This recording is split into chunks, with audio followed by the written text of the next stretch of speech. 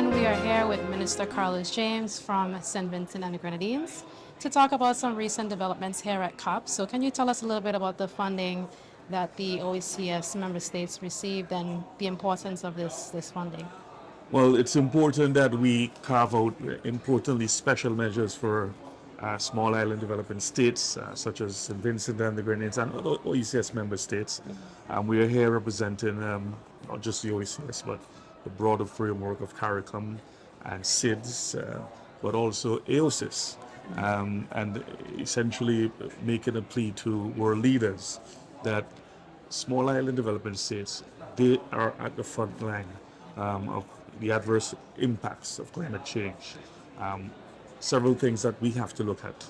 Immediately scaling back on our carbon emissions, ensuring that we are within the target of 1.5 degrees Celsius, ensuring that there is a restructure of the global financial architecture to support and provide resources for those who are adversely affected, and also ensuring that we are not just providing the platform or the mechanism in which we provide climate finance, but there is a great level of accessibility to small island developing states, such as member states of the OECS, to access immediately these financial mechanisms that are going to be important for us to really put in place the resources that are urgently needed to address damage and loss, mitigation for climate change, and adaptation.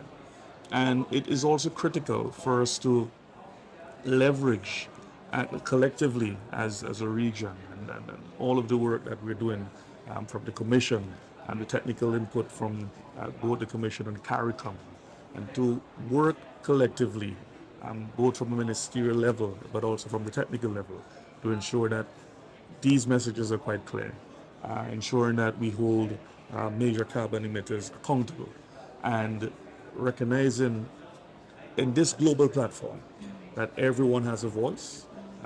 SIDS in particular, there is a seat at the table, and we can champion the cause for our small island developing states. Definitely. So can you tell us a little bit about the specific projects that are going to be funded and how are we going to implement those initiatives? Several things that come to mind within small island states, within the framework of what we're doing at the OECS level. The blue economy, threats to livelihoods, fisher folk, farmers, those who are on the front line every single day and that are adversely affected by droughts, high sea level rise, those who are fisher folk, they have to go further out to fish because we've seen depletion of some of our marine resources on the shoreline, and due to warm temperatures and so on, and all of these things. But importantly, infrastructure. You look at most of our Caribbean and OECS countries, you go through the capital estimates and significant amount of resources put in place to deal with mitigation and damage and loss. We're talking about rebuilding roads, rebuilding our shorelines, damage to infrastructure, which are brought about by more aggressive and frequent and unpredictable natural hazards. In case in point, St. Vincent and the Grenadines, we just came out of a Category 4 Hurricane Beryl.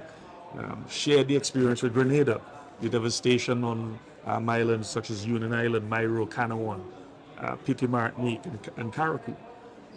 These are the implications that we have to grapple with when we deal with more aggressive weather patterns, and when we deal with the aggressive nature of what we're seeing now with climate change.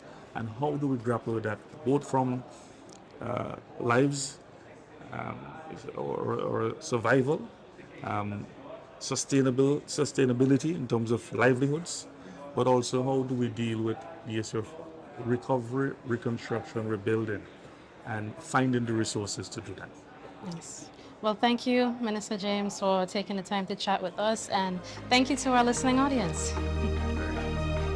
I am Anika Christopher. Stay tuned to the OECS platforms as we continue with COP29 coverage.